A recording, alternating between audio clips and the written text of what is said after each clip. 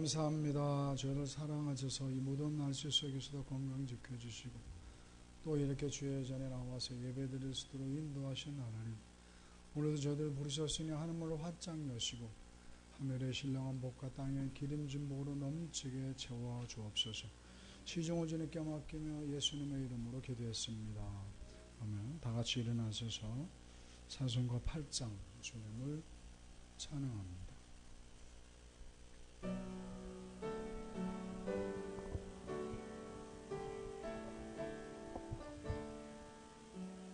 거룩 거룩 거룩 전능하신 주님, 이른 아침 우리 주를 찬송합니다.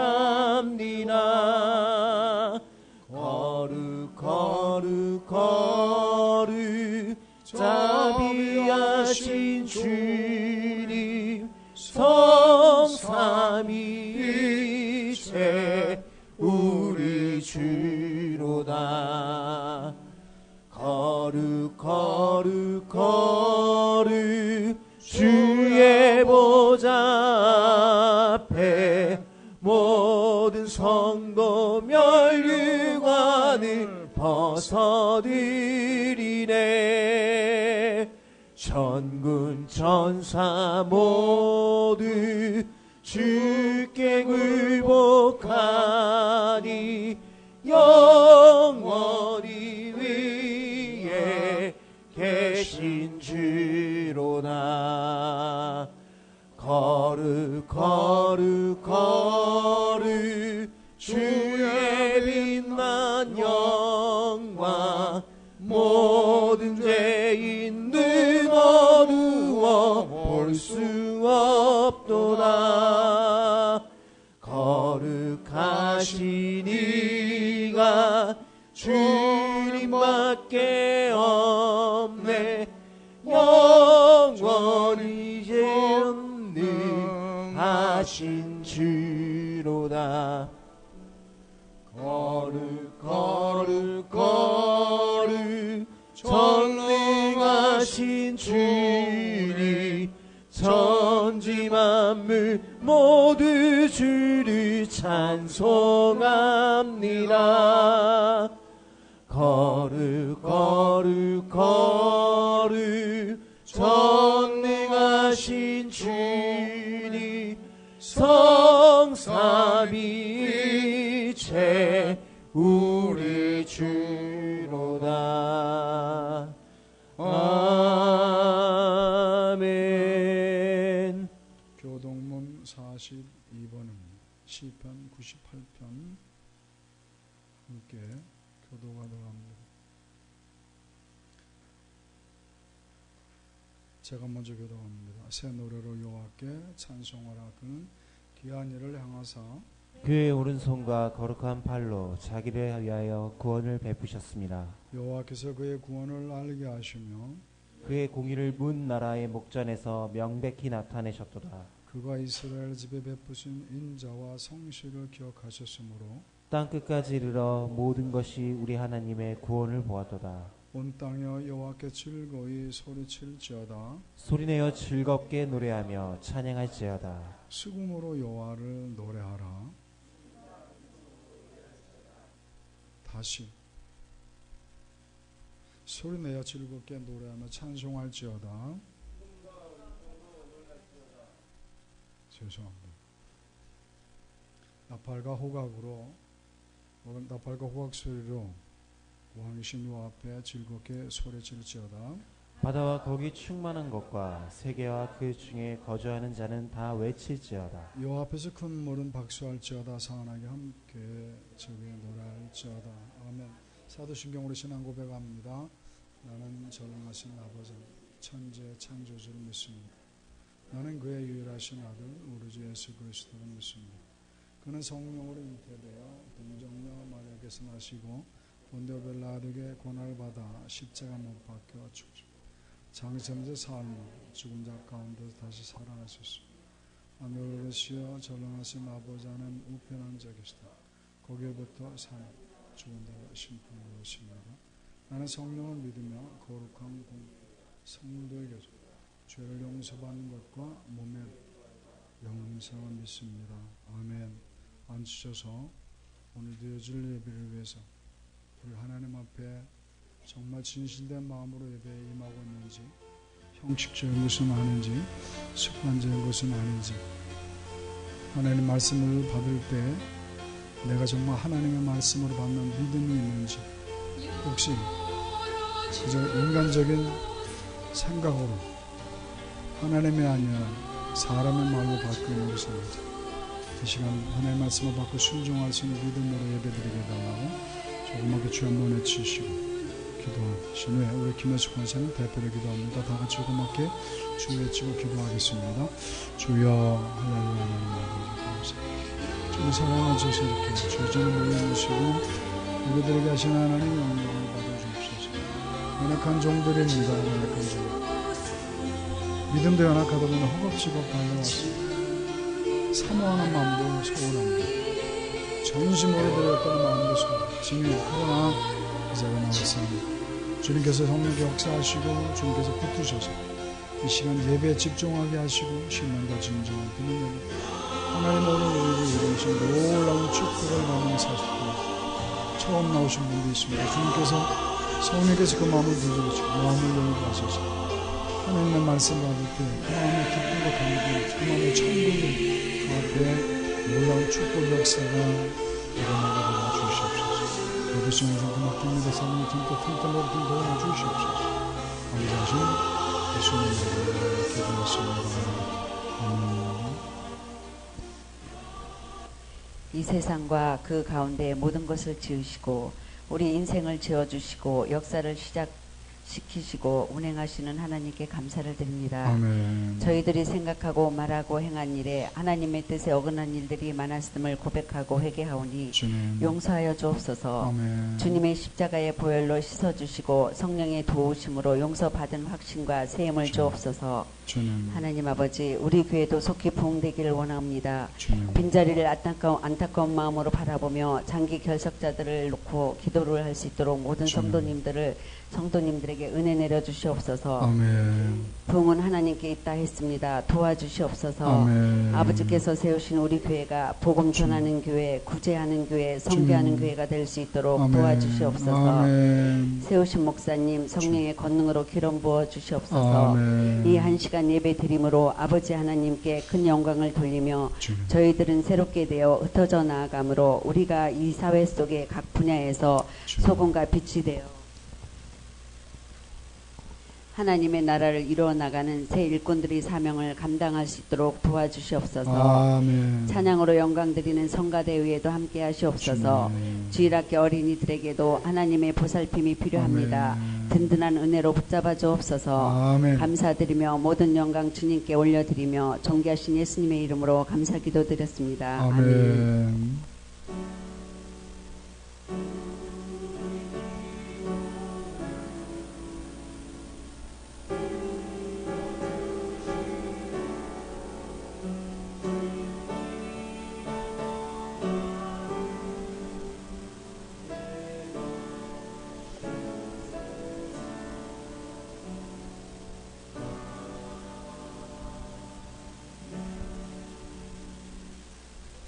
하나님께서 오늘 우리들에게 주시는 말씀은 출애굽기 3장 1절부터 12절까지 교도하도록 하겠습니다. 출애굽기 3장 1절부터 12절까지 교도합니다. 제가 먼저 읽습니다.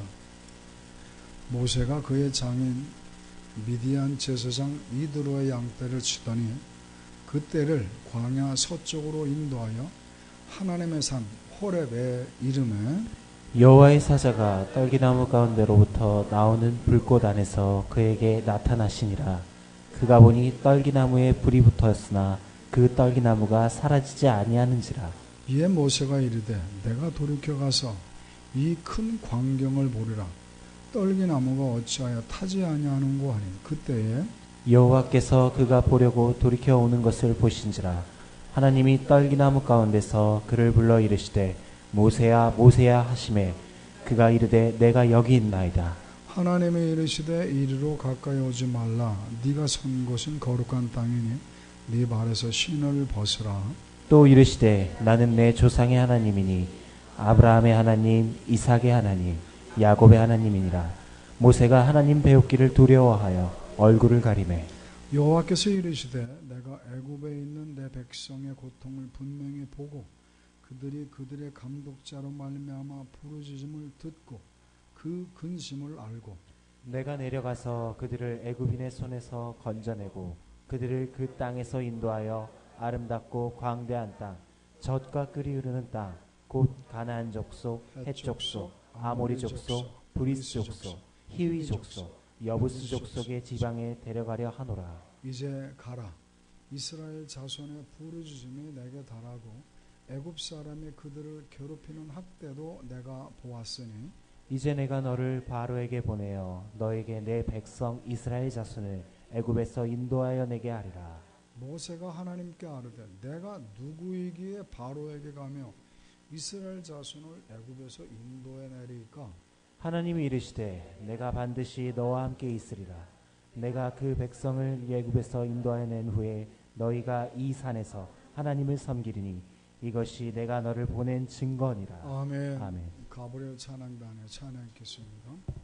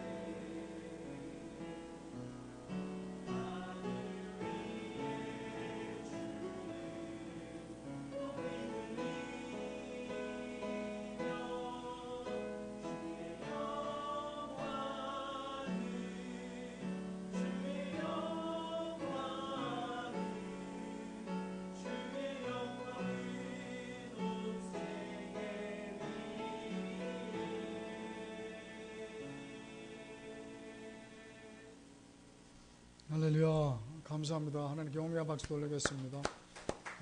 고맙습니다. 무더운 날씨 속에서도 여러분들 건강하신 것 감사할 뿐이고, 또 그 무더위 속에서도 건강을 지키고 여기까지 나온 것 정말 감사를 드립니다. 하나님의 놀라운 은혜가 임하기를 축원합니다. 혹시 그래서 높아지는 말씀드립니다. 혹시 핸드폰 지금 켜 있는 분 있습니까? 빨리 끄세요. 빨리 끄세요.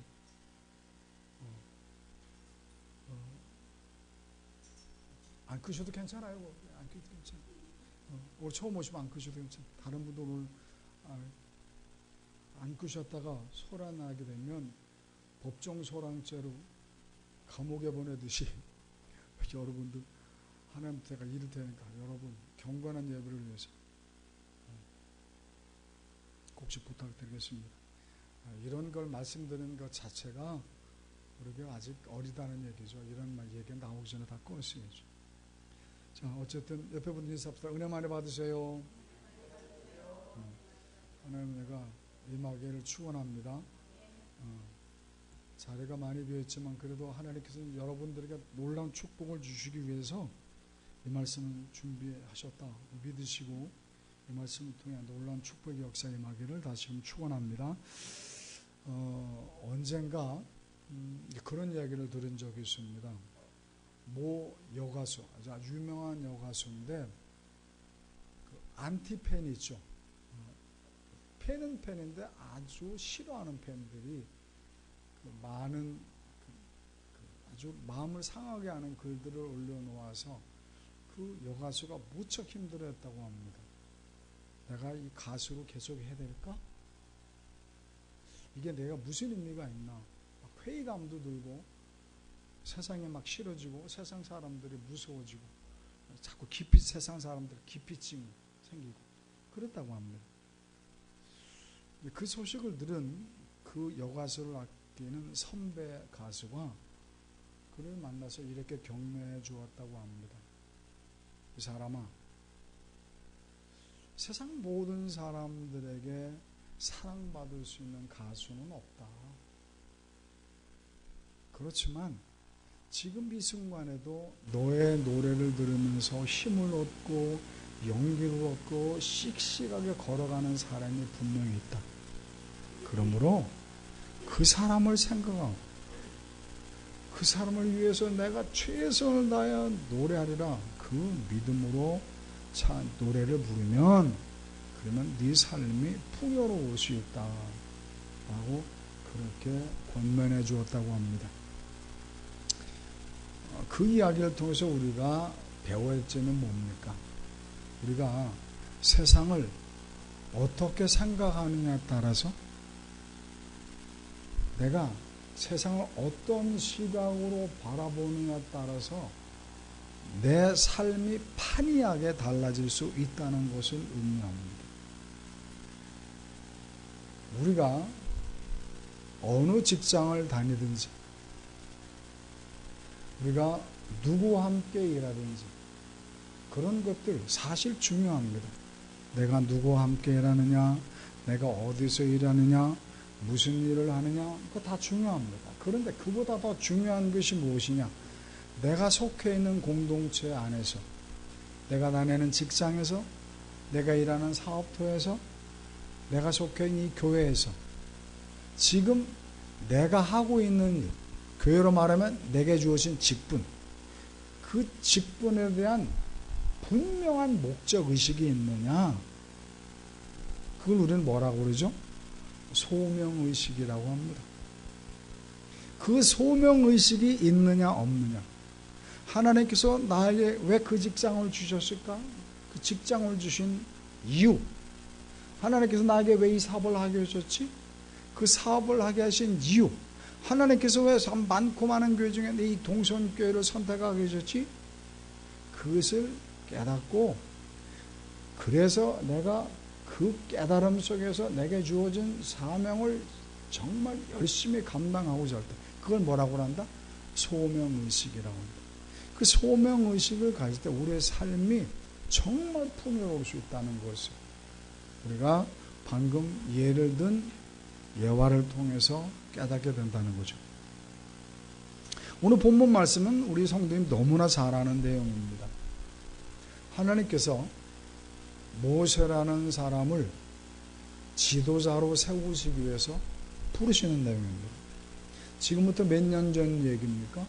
3,500년 전 사건입니다. 당시 이스라엘 민족은 지금의 이집트, 애굽에서 400년 넘게 노예 생활을 하고 있었습니다. 우리는 36년간, 35년이라고 그러대, 요새 보니까. 35년간 일제 식민지 생활 동안 얼마나 고생이 많았습니까? 그런데 이스라엘 민족은 400년 넘게, 정확히는 430년 동안 이집트에서 노예 생활을 하고 있으니 얼마나 힘들었겠습니까? 그래서 하나님께서는 그 약소 민족이 너무 측은해서 그들을 애굽에서 구원해내실 계획을 세우셨고, 그래서 그 이스라엘 백성들을 이끌어낼 지도자로 모세를 세우기 위해서 하나님께서 모세를 부르신 거죠. 그에게 이스라엘 백성들을 구출해낼 사명을 주시기 위해서. 왜? 모세는 하나님의 백성이기 때문이죠. 마찬가지입니다. 하나님께서는 저와 성도님들도 하나님의 백성이기 때문에 하나님의 선하신 뜻, 하나님의 선하신 계획을 달성하도록 하기 위해서 하나님께서 저와 성도님들을 구원하시고 이 자리에 부르셨다는 사실을 믿으시길 주님의 이름으로 축원합니다. 그런데 많은 크리스찬들이 하나님께서 저와 성도님들을 부르셨다는 소명의식이 결여되어 있습니다. 하나님께서 저와 성도님들을 당신의 선하신 목적을 위해서 우리를 부르셨다는 사실에 대해서 크게 공감을 하지 못해요. 사명은 어떤 특별한 분, 오늘 본문에 모세 같은 사람에게 사명을 주시게 부르시는 것이지 우리와는 상관이 없어. 그렇게 생각하는 분들이 너무 많다는 거죠. 소명의식이 없는 거죠. 이것은 큰일 날 소리라는 겁니다. 사랑하는 성도님들, 하나님께서 우리를 구원하셨다는 사실을 믿으시면 아멘 한번 하십시다. 그래 우리 하나님을 구원하셨습니다. 어떻게 구원하셨습니까? 당신의 아들 예수를 십자가에 못 박으면서까지 구원하셨습니다. 그럼 그렇게 우리를 구원하신 목적이 뭡니까? 우리를 죄의 노예로부터, 세상 염려, 근심의 노예, 쾌락의 노예, 어둠의 세력들의 노예로부터 우리를 구원하시기 위해서 그렇게 우리를 구원하셨죠. 근데 그게 전부냐? 아니, 구원하신 것뿐만 아니라 그렇게 구원한 것으로 끝! 예를 들어서 내가 감옥 생활하고 있는데 하나님께서 나를 감옥에서 구해 주셨습니다. 그리고 야, 너 혼자 살아. 그러면 그 하나님 무책임하죠. 왜? 감옥 생활하다 보니까 세상 물정을 너무 모르잖아요. 그죠? 세상 물정 모르는데 어떻게 살아가요? 감옥 생활을 한참 했는데. 감옥에서 꺼내줬다고 하나님이 한 일을 다 한 게 아니다. 어떻게 돼? 감옥에서 나오게 했었으면 그러면 행복하게 살도록 부경환 누릴 때까지 하나님이 돌보셔야 되잖아요. 거기까지가 하나님 하실 일이요. 마찬가지나 하나님께서 우리를 죄의 노예로부터 사탄의 어둠의 세력들이라는 감옥에서 우리를 해방시켰으면 그걸로 끝난 것이 아니라 우리가 잘 되도록 어떻게 해요? 하나님의 선하신 계획대로 우리를 이끌어 가셔서 나를 마침내 잘 되도록 하는 데까지가 하나님께서 하실 일. 그렇게 잘 되도록 하시고 하나님 우리를 부르셨다 그 말이에요. 그걸 우리는 뭐라고 부른다? 소명의식이다. 소명의식. 그러면 오늘 이 시간에는 말씀을 듣는 가운데 모세가 하나님의 음성을 들었던 것처럼 오늘 들려지는 말씀은 사람의 말이 아니라 하나님의 음성으로 들려지고, 그래서 하나님께서 나를 부르셨다는 이 소명의식이 우리의 영혼 속에 볼일듯 일어나기를 주님의 이름으로 축원합니다. 사랑하는 성도님들, 우리 다시 한번 확인하고 말씀을 전개해야 되겠습니다. 하나님께서 우리를 하나님께서 우리를 당신의 계획대로 이끌어 하시기 위해 구원하시고 부르셨다는 믿음이 있다면 아멘 한번 하십시다. 그렇습니다. 하나님께서 우리를 부르셨습니다. 그러면 하나님께서 우리를 부르셨다는 전제가 뭡니까? 하나님이 나를 부르신 의미가 뭡니까? 하나님이 나를 부르셨다는 그 전제가 무엇이냐고 말이에요. 그것을 오늘 함께 깨닫고, 그래서 우리는 그 부르신 부름에 합당한 생활을 통해서 하나님의 예비하신 놀라운 축복의 주인공 될 수 있기를 주님의 이름으로 축원합니다. 그래서 오늘 본문의 제목을 함께 따라해 봅시다. 복덩어리 인생. 복덩어리 인생. 다시 한번 복덩어리 인생. 복덩어리 인생. 하나님께서 우리를 부르셔서 여러분들이 이 자리에 나오는 것은 하나님의 복덩어리를 만들기 위한 부르심을 깨닫고 정말 오늘 말씀대로 살아감으로 인해서 놀라운 축복을 누리기를 주님의 이름으로 축원합니다. 오늘 처음 오신 분도 말씀을 잘 이해하기 쉽지 않을 거예요. 그죠? 그렇지만 내가 오고 싶어 온 것이다. 그렇게 생각하지 마시고 하나님께서 나를 부르셨다. 우리 김현숙 권사님을 통해 나를 부르셨구나. 그렇게 믿으시고 말씀을 들으시고 그래서 놀라운 축복의 주인공 되시기를 축원합니다. 그러면 하나님께서 나를 부르셨다는 것이 왜 나를 축복하시기 위한 복덩어리라는 것이냐, 왜 복덩어리 인생이라는 말이냐, 그 이유가 뭐냐? 그것은 하나님께서 나를 부르셨다는 것은 이제 내가 하나님의 일꾼, 복받을 만한 그런 자격을 갖춘 일꾼이 되었다는 것을 상징하기 때문에 그렇습니다. 따라합시다. 인정받는 인생이기에. 인정받는 인생이기에. 다시 한번 인정받는 인생이기에. 인정받는 인생이기에. 인정받는 인생이 되었기 때문에 하나님 나를 부르셨다. 이제 쓸만하다. 이제 이만하면 됐다. 이제 일꾼으로 사용할 만하다. 하나님의 선한 계획을 위해 쓸만한 일꾼 되었다. 그래서 그만한 복받을 만한 그릇이 되었다. 그렇게 인정하시기 때문에 부르셨다는 겁니다. 자, 9절, 10절 함께 읽어보겠습니다. 9절, 10절. 시작. 이제 가라 이스라엘 자손의 부르심에 내게 달하고 애굽 사람이 그들을 괴롭히는 학대도 내가 보았으니 이제 내가 너를 바로에게 보내어 너에게 내 백성 이스라엘 자손을 애굽에서 인도하여 내게 하리라. 10절을 보면 바로에게 보내겠다 그랬는데 이집트의 왕의 호칭이 바로, 원문은 파라오죠. 파라오를 여기는 바로로 번역해 놓았습니다. 하나님께서 모세에게 이렇게 명령하십니다. 모세야, 네가 이제 가야 되겠다. 이스라엘 백성들이 너무 고통스러워 울부짖고 있다. 그러니 네가 애굽에 가서, 이집트에 가서 애굽 왕 파라오와 담판을 짓고 그들을 다 구출해 내거라. 하나님께서 명령하십니다. 9절 10절 초반절에 보면 뭐라고 됐습니까? 이제 가라. 이제 내가 너를 보낸다. 그렇게 말씀하십니다. 이제 그 말의 의미가 무엇입니까? 때가 되었다. 이제 모든 만반의 준비를 갖추었으니 모세야 이제 가라. 때가 되었으므로 가라. 라고 명령하시는 거죠. 무엇이 준비되었다? 모든 것이 준비되었다. 이스라엘 백성들을 구출해낼 모든 준비가 갖추어졌다. 때가 됐다. 그 말이죠. 그런데 여러분 아십니까? 모세가 이런 하나님의 명령을 받았던 때 모든 것이 준비되었다고 하나님이 말씀하셨던 때가 모세가 나이가 몇 살 때인지 기억하십니까? 80이었습니다. 나이 80. 그러니까 하나님께서는 이스라엘 백성들을 구원할 위대한 지도자로 세우시기 위해서 하나님께서 모세를 80년 동안 훈련하고 다듬으셨다는 겁니다. 이제 80년 동안 훈련시키다 보니 이제는 쓸만한 일꾼 됐다. 지도자 200만 명을 이끌고 나올 만한 그런 지도자의 자격을 갖추었다. 그 말이죠. 그 말을 우리에게 적용해 보십시다. 하나님께서 저와 성도님들을 어느 분은 직장에, 어느 분은 사업대, 어느 분은 우리 교회에 보내셨습니다. 왜 보내셨습니까? 왜 그 직장에 보내셨습니까? 이제 그 직장에서 정말 쓸만한 일꾼이었다. 그 사업터를 이끌어 만한 큰 그릇이 되었다. 동성교회에서 일할 만한 일꾼이 되었다.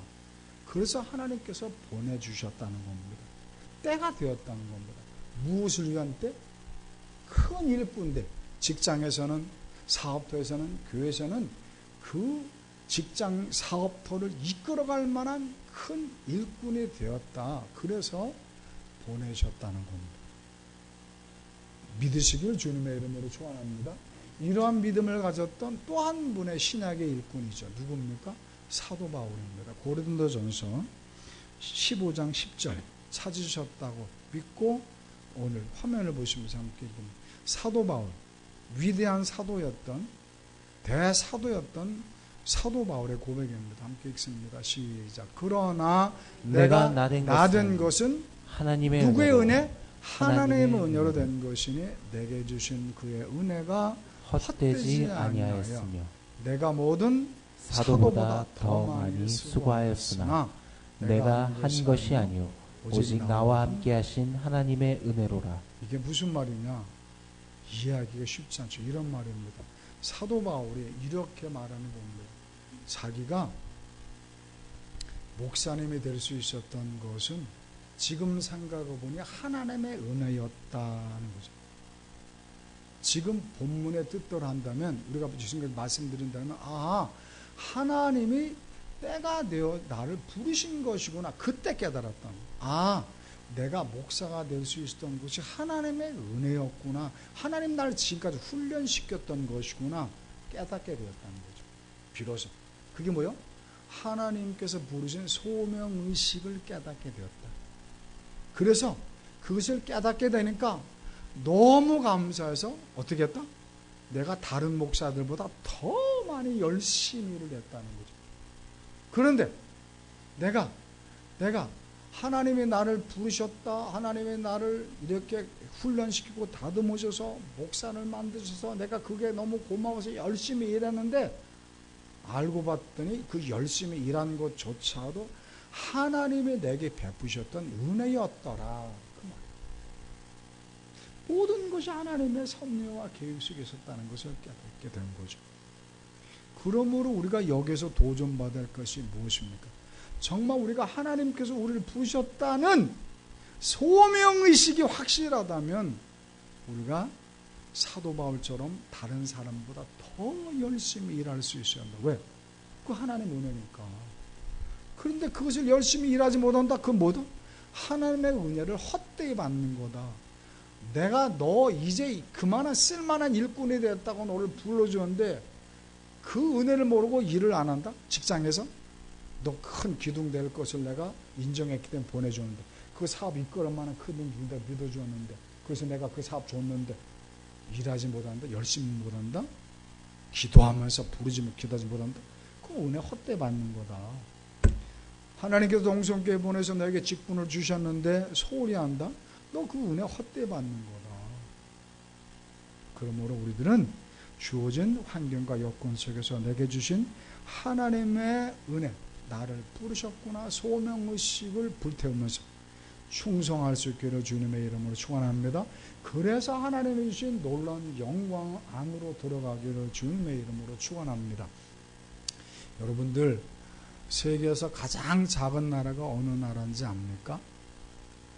인구수가요 1000명도 안 돼요. 약 950명 정도 되는 나라입니다. 작지만 엄연히 국가입니다. 독립국가입니다. 그 나라가 혹시 어딘지 아십니까? 그 나라는 이탈리아 수도 로마 안에 세워져 있습니다. 그 나라 이름이 바티칸 시국입니다. 로마 교황청이죠. 독립국가입니다. 작지만 엄연한 독립국가입니다. 그 바티칸 시국 로마 교황청 그 자체는 천주교를 상징합니다. 그 작은 나라 1000명도 안 되는 그 바티칸 시국이 온 세계의 종교의 막대한 막강한 영향력을 행사하고 있습니다. 대단합니다. 그러다 보니 해마다 수많은 순례객들, 수많은 관광객들이 모여듭니다. 그러니 얼마나 북적대겠습니까? 그러다 보니 로마 교황청의 치안을 유지하기 위해서, 로마 교황의 신변 보호를 위해서 근위대가 조직되어 있습니다. 사진 한번 보여주시죠.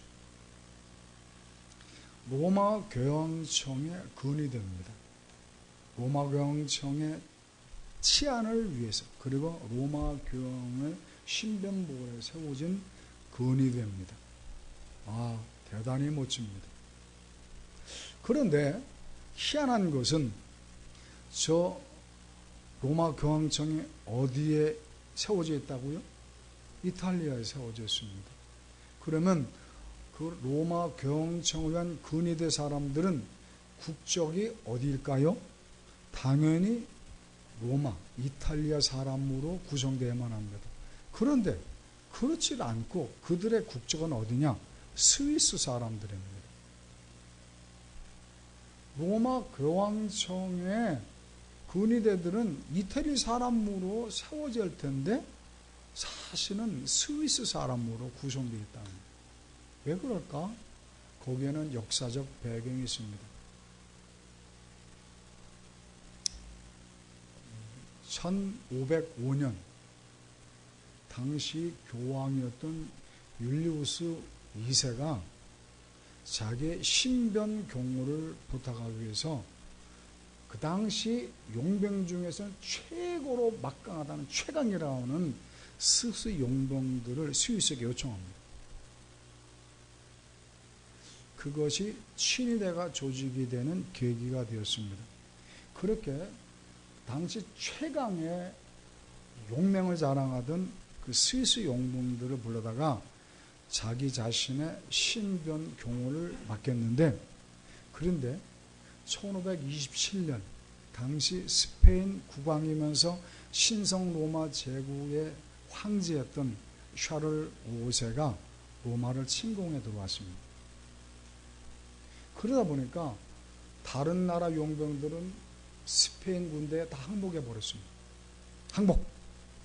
그런데 스위스 용병만이 그들과 맞서 싸웠습니다. 그리고 마침내 로마 교황을 피신시키는데 성공했습니다. 그러기 위해서 피를 얼마나 흘렸느냐? 그 당시 스위스 용병이 189명이었습니다. 그런데 189명 중에 로마 교황을 지키기 위해서 147명이 목숨을 잃었습니다. 40여 명 남고 다 죽었죠. 왜? 로마 교황을 지키기 위해서. 그렇게 구사일생으로 스위스 용병들의 도움을 받아서 살아났던 로마 교황이 너무 그들이 고마워서 그 스위스 용병들을 로마 교황청을 지키는 근위대를 조직하게 된 것이고, 그것이 지금까지 500년 넘게 이어지고 있는 거죠. 저들이 입고 있는 그 근위병 제복은 빨강, 파랑, 노랑으로 되어 있습니다. 그렇죠?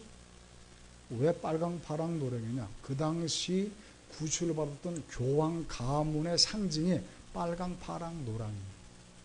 그래서 근위대를 빨강, 파랑의 제복을 해 입혔죠. 왜? 너희들은 이제 로마 교황의 가문이다.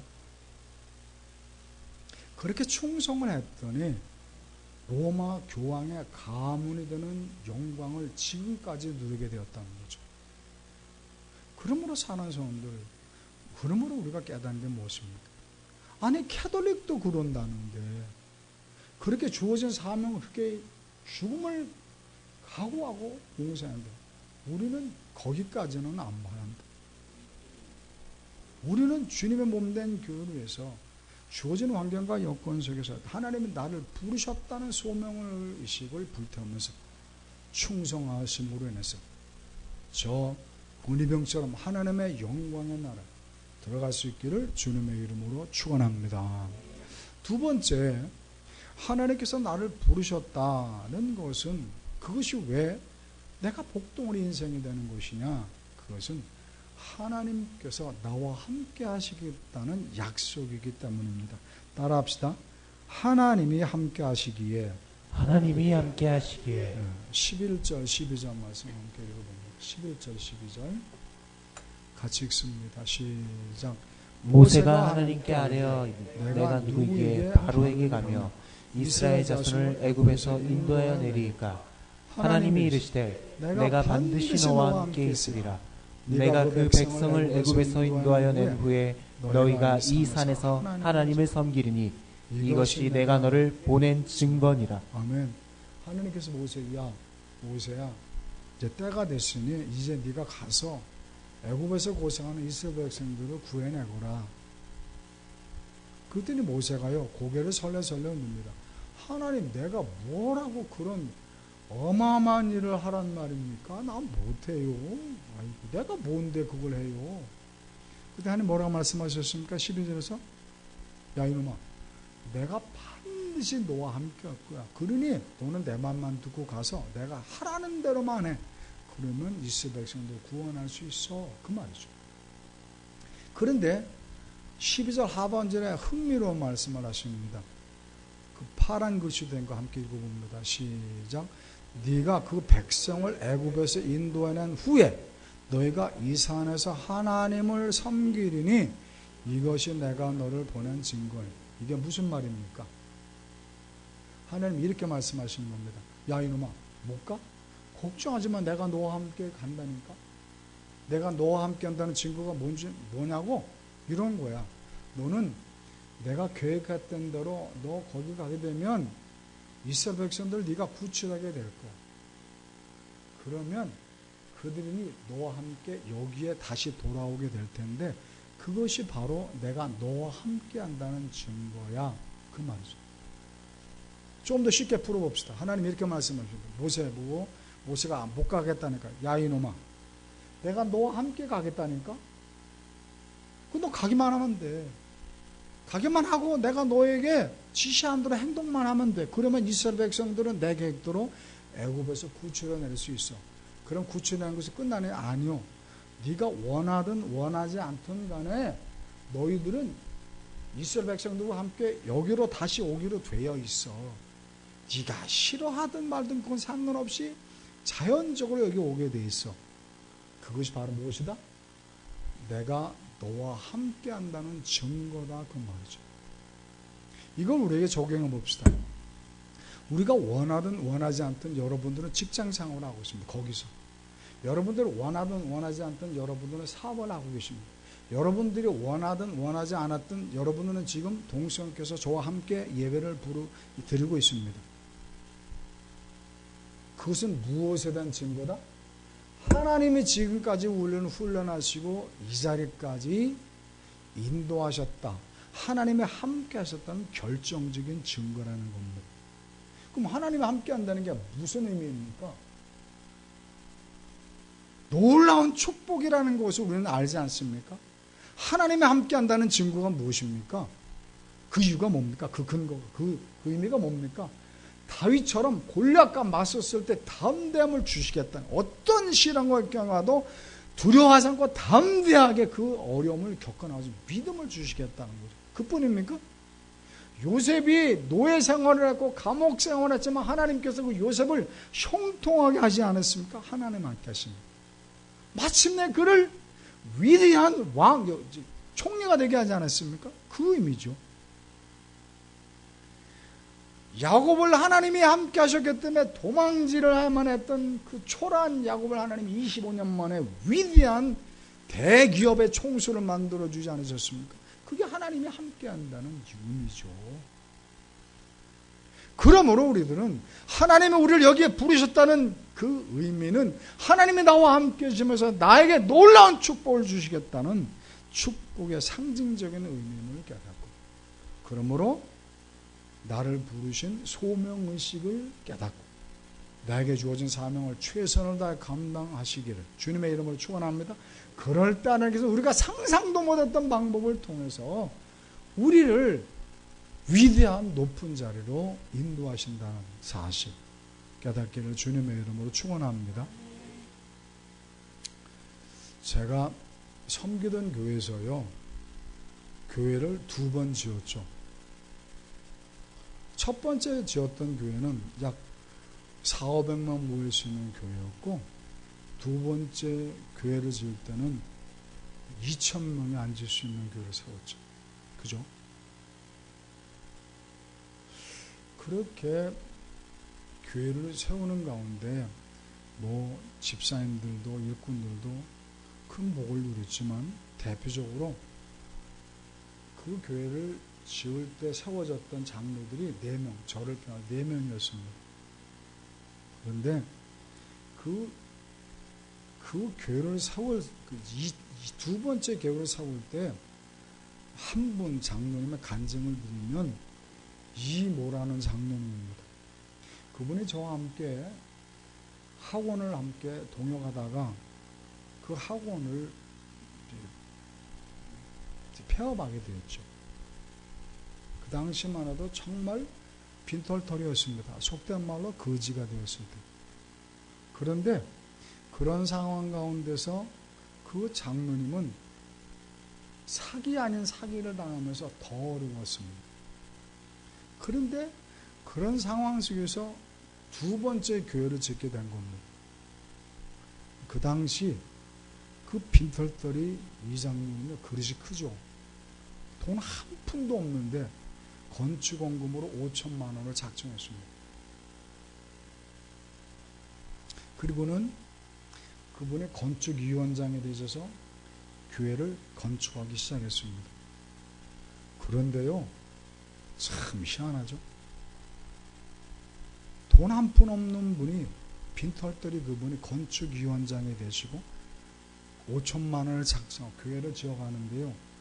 그 과정 중에 그분이 제가 알기로 아파트 2채를 하나님이 주셨어요.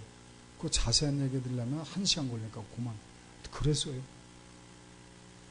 그리고요, 떵떵거리는 직장도 주셨어요. 그 당시에 그랜저 타고 다니셨어요. 이야, 주어진 환경과 여건 속에서요, 주님이 내게 주신 사명이라고 판단하니까, 그래서 충성하니까요, 하나님이 함께 하신 걸 그대로 보여주는 거예요. 저도 그래요. 저는 물질의 복을 아니라 목회를 하게 하시더라고요. 목회를 하게 하고요, 저 대신 우리 사모에게 돈을 벌게 하는데요, 한 달에 1,000만 원씩 수업이에요. 저는 돈에 별로 관심이 없어서 잘 모르는데 나중에 할 때 한 달에 1,000만 원씩 벌었대요. 아, 그 괜히 목회했나 봐. 나 1,000만 원씩 벌고. 하나님이요, 함께 하실 때는 놀라운 축복이. 그러니까 우리는 하나님이 부르셨다는 믿음, 하나님이 나를 사용하시기 위해서 하나님 나를 부르셨다는 소명의식을 갖고, 그럴 때 하나님이 함께 한다는 믿음을 갖고 충성하시길 주님의 축원합니다. 우리가 잘 아는 그림 한번, 사진 한번 보여주실래요? 저분 누군지 아시죠? 이번 리오 양궁 올림픽에서 2관왕 차지한 장혜진 선수. 저분이 지금 기도하고 있죠. 감격이 오서 하나님 앞에 감사 기도를 드리는 모습입니다. 저분의 신앙은 아주 대단하다고 합니다. 그 태릉 선수촌에서 아주 그 신앙심이 유명하기로 이름났다. 그 신우의 장로님, 태릉 선수촌 신우의 장로님 안무 장로님, 그분도 또 올림픽 선교위원회의 실무회장을 맡고 있는 윤모 목사님, 저분을 그렇게 칭찬하죠. 신앙이 대단하다. 큰 말씀. 그러니까 하루 일과 중에 말씀 묵상하는 게 중요한 일과 중에 하나라는, 성경책을 들고 다니고. 그러니까 하나님도 동행하는 삶이죠. 하나님 함께서. 그 개인전에서도 저렇게 기도하고, 단체전에서도 금메달을 차지하고, 이렇게 눈물을 흘리면서 기도하는 모습이 전 세계에 방영되지 않았겠습니까? 하나님께 영광이죠. 기자가 물었습니다. 사선에 섰을 때, 화살을 쏘기 위해 사선에 섰을 때 무슨 생각했습니까? 그랬더니 그분이 웃으면서 저렇게 대답했다고. 하나님을 불렀죠. 구체적으로 말은 안 했지만 그런 내용 아닙니까? 내가 하나님 앞에 부르짖었죠. 마음속으로. 하나님 도와주세요. 여기까지 나를 인도하셨는데 하나님 나를 도와주세요. 절규했다는 거죠. 그리고 하나님을 믿고 화살을 당겼다는 겁니다. 그게 바로 하나님과 동행하는 삶 아닙니까? 사랑하는 성도님들, 우리 하나님이 임마누엘 되셔서 나와 함께 하심을 믿으시면 아멘 한번 하십시다. 그런데요, 그런데 우리가 그 하나님이 나와 함께 하심을 내가 체험을 잘 못하잖아요. 머리로만 알지. 근데 언제 체험할 수 있느냐?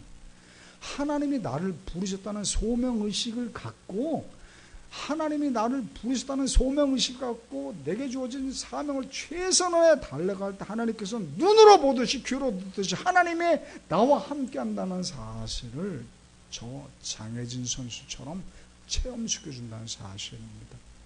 그럼 우리는 내가 원하든 원하지 않았던 직장에서, 내가 원하든 원하지 않았던 내게 주신 사업장에서 내가 세상의 빛과 소금이 되어 희생하고자 할 때, 내가 원하든 원하지 않았던 내가 이 자리에 앉아서 이 말씀을 듣는 가운데 하나님의 나를 부르시다는 소명의식이 있다면 주님 앞에 순종하며 최선의 충성함으로 저런 장혜준 선수 같은 하나님을 체험하면서 놀라운 축복의 자리로 인도함 받기를 주님의 이름으로 축원합니다. 마지막 세 번째, 하나님께서 우리를 부르셨다는 것이 왜 그것이 내가 복덩어리 인생이냐? 그래서 하나님께서 나를 축복의 통로로 사용하시겠다는 사인이기 때문입니다. 따라합시다. 나는 복덩어리이기에. 나는 복덩어리이기에. 8절 말씀 함께 읽어봅니다. 8절 말씀. 시작. 내가 내려가서 그들을 애굽인의 손에서 건져내고 그들을 그 땅에서 인도하여 아름답고 광대한 땅, 젖과 꿀이 흐르는 땅, 곧 가나안 족속, 헷 족속, 아모리 족속, 브리스 족속, 히위 족속, 여부스 족속의 지방에 데려가려 하노라. 하나님께서 이스라엘 백성들의 주고자 하는 가나안 땅에는 7족속 거인들이 살고 있었습니다.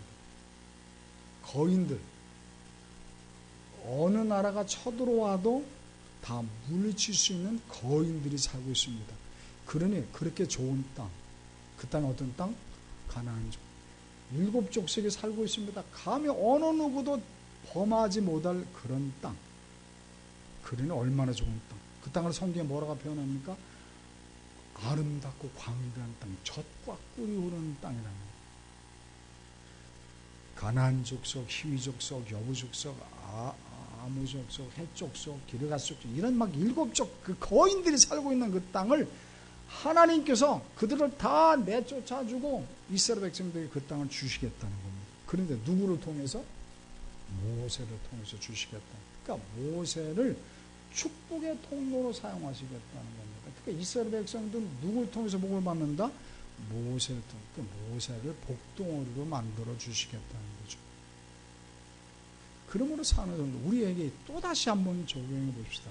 여러분들이 원하든 원하지 않든 하나님께서 여러분들 그 직장 주신 것, 여러분들을 그 직장의 복덩어리로 만들어, 여러분 때문에 그 직장의 복을 받도록, 여러분들이 원하든 원하지 않든 여러분들 사업장을 주신 것, 그 사업장이 여러분을 통해서 여러분들이 만나는 한 사람 한 사람 다 복을 받게 하시라고. 여러분들이 원하든 원하지 않든 이 자리에서 예배 드리는 것은 여러분들을 우리 동성교회 복덩어리로 만들어 주시기 위해서 부르셨다는 사실을 믿으시길 주님의 이름으로 축원합니다. 그러므로는 어찌해야 됩니까? 그 복덩어리임을 믿는다면 하나님께서 나를 부르시다는 소명의식이 불타요. 그래서 최선을 다할 때 여러분들은 직장에서 사업터에서 빛과 소금에 대해 희생하려고 했어요. 교회에서는 순종을 했으므로 그렇게 복덩어리가 되셔서 여러분의 직장을 젖과 꿀은 가나안 땅, 여러분의 사업을 젖과 꿀은 가나안 땅, 우리 교회를 젖과 꿀이 흐르는 축복의 땅으로 만들어 가시기를 주님의 이름으로 축원합니다. 테레사 수녀님 아시죠? 1970년 노벨 평화상을 썼던 테레사 수녀님에게 어느 기자가 물었습니다. 수녀님께서는 인도 캘커다에 있는 많은 행여자들과 함께 생활하셨습니다. 그런데 그 캘거타에는 수많은 행려자들, 빈민자들이 있는데 수녀님께서 돌보셨던 분들은 불과 수십 명에 불과합니다. 그러면 도대체 도와주셨다는 게 무슨 의미가 있습니까? 수만 명인데 그 중에 몇십 명 도와준 게 무슨 의미가 있겠습니까? 그랬더니 그 수녀님이 이렇게 대답하셨다고 그래요. 수많은 빈민자들이 있었지만 나는 수십 명밖에 도울 수밖에 없었습니다. 왜? 그게 내 한계이기 때문에. 하나님께서는 나에게 수만 명을 맡긴 게 아니라 그만큼만 맡기셨기 때문에 나는 그 안에서 최선을 다했을 뿐입니다. 그렇게 대답하셨다는 거죠. 그러면 우리도 마찬가지죠. 하나님께서는 우리를 복덩어리를 만들어 주셨지만 전 세상 모든 사람들의 복덩어리가 되라고 나를 축복의 통로로 세운 게 아니라 그 직장, 너는 그 직장에 복덩어리가 될 만한 믿음과 인격을 그릇을 만들어 줘. 너 그 사업을 복덩어리로 만들었으면 내가 그만한 인격, 믿음 그릇 만들어 줘. 너는 동선교회에서 젖과 꿀이는 땅을 만들 수 있는 복덩어리가 되겠다. 거기서 최선을 다하라 그 말이죠. 그런 신앙인 되시기를 주님의 이름으로 축원합니다. 그로 말미암아서 하나님께서 우리가 최선 다할 때 나를 하나님의 부르셨다는 소명의식을 가지고 나는 직장에서 사업도 희생할 뿐인데 나는 교회에서 순종만 할 뿐인데 하나님께서는 내가 생각지도 못하는 방법으로 하나님이 복을 주신다는 믿음을 가지시고 그렇게 헌신함으로 놀라운 축복의 주인공 되시고 그래서 위대한 간증자의 삶이 되시기를 주님의 이름으로 축원합니다. 기도하겠습니다. 하나님 앞에 기도합시다. 하나님께서 나를 부르셨는데 그것을 나는 머리로는 믿는데 믿어지지가 않는 성도님 계시다면 하나님 이 시간 주의 음성이 하나님의 말씀이 주의 음성으로 들리지게 해달라고 그래서 소명의식에 불타게 해달라고 그래서 최선을 다해서 내가 복덩어리가 되게 해달라고 그래서 하나님이 주신 놀라운 축복의 주인공 되게 해달라고 조그만 목소리로 간절히 한번 기도하겠습니다. 주여 할렐루야. 하나님 아버지 감사합니다. 사랑하셔서 오늘 주의 전에 모시고 말씀을 통해 오늘 받게 하신 하나님 주님 아직도 내게는 소명의식이 부족합니다. 오늘 들려진 말씀이 반드시 주의 음성으로 들리지 마시고 소명의식을 불태우는 내게 준 사명자를 감당해서 하나님이 예배하신 놀라운 축복의 복동을 누려서 내 직장을, 내 사업터를, 우리 교회를 젖과 축복의 땅으로 만들 수 있는 축복의 통로가 되게 도와주옵소서. 주님께서 우리를 함께 하시면 그 길로 반드시 이끌 수 있고 이제 예수님의 이름으로 기도했습니다. 하나님 감사합니다. 오늘도 귀한 말씀을 통해서 우리 스스로의 신앙을 점검하게 하신 하나님 주님 우리를 불쌍히 주시고 우리와 함께 하시면서 우리가 복덩어리 되게 하시고 주어진 사명 잘 감당하는 소명의식에 불타게 하소서. 마침내 하나님이 예비하신 놀라운 축복의 자리까지 인도될 수 있도록 역사해 주시옵소서. 예수님의 이름으로 기도했습니다. 아멘. 찬송가 488장 부르시면서 헌금 준비하시면 헌금 준비되지 않으신 분은 안 하셔도 무방합니다. 하나님께서는 준비된 헌금을 원하시니까 굳이 헌금을 일부러 안 하셔도 무방하겠습니다. 찬양합니다. 488장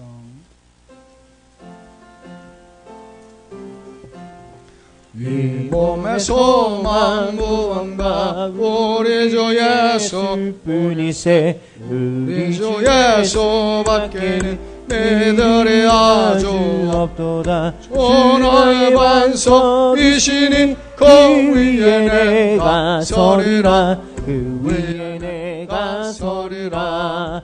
무섭게 바람 부는 밤 물결이 높이 설렐 때 우리 주 크신 은혜에 소망에 닿을 주리라. 주의 반석이시니 그 위에 내가 서리라 그 위에 내가 서리라. 땅에 믿던 모든 것 끊어지 그날 되어도 구주의 언약 믿사와 내 소망 더욱 크리라. 전하의 반석이시니 그 위에 내가 서리라. 그 위에 내가 박수 치며 서리라. 부릅시다. 바라던 천국 올라가 하나님 앞에 배울 때 구주의 의를 힘입어 이것이 바로 서리라. 주나의 반석이시니 그 위에 내가 서리라. 그 위에 내가 서리라. 주님의 세우신 교회가 속히 부흥되기를 소원하면서 사랑하는 두 아들 믿음의 배우자 만나서 명문 가정을 소원하면서 11조가 1000만원 되기를 소원하면서 하나님의 선한 사업에 쓰임받기를 소원하면서 주회전에 건축되기를 소원하면서 사랑하는 남편, 부모님, 자녀들 본인의 믿음 충만키를 소원하면서 2000번째 드렸습니다. 주님의 뜻 안에서 선하고 바른 삶을 인도하시기를 소원하면서 감사함금 어른이를 기억하옵소서. 남은 기간 열심히 준비하여 가고자 하는 대학에 입학하게 하소서. 주일헌금 드렸습니다. 우리 아론이 위해서 기도 많이 했으면 고맙겠습니다. 수능 시험 이제 100일도 안 남았는데 그 어머니 소원대로 소원을 이루셔서 그가 원하는 대학에 또 비전을 이루는 발판이 되었으면 좋겠습니다. 기도합니다. 하나님 감사합니다. 저를 사랑하셔서 주의 전을 불러 모시고 하나님 앞에 복된 예배 드리게 하시고 더욱더 아름다운 예배가 될 수 있도록 하나님께서 우리 마음을 붙드셔서 물질을 구별해 주시도록 인도하신 하나님 감사드립니다. 세상 사람들은 돈 때문에 살인까지 저지르는데 우리는 돈을 다스릴 수 있는 믿음을 주셔서 감사함금으로 드리고 1000번째 헌금으로 구별해 드릴 수 있게 하셔서 하나님 그 아름다운 믿음을 기억하시고 하나님 갚아주시되 30배도 말고 60배도 말고 꼭 100배로 받으시는 놀라운 축복의 역사가 이루어지게 도와주옵소서. 1000번째 드렸습니다. 그 안타까움을 아시지 않습니까? 주님 긍휼을 베풀어 주시고 하나님 속히 응답하셔서 하나님이 우리 기도에 응답하신 놀라운 간증자의 삶이 되게 하심으로 하나님 나라가 확장되는 미랄이 일꾼이 되게 도와주옵소서. 예수님의 이름으로 기도했습니다. 아멘. 광고 말씀드리겠습니다.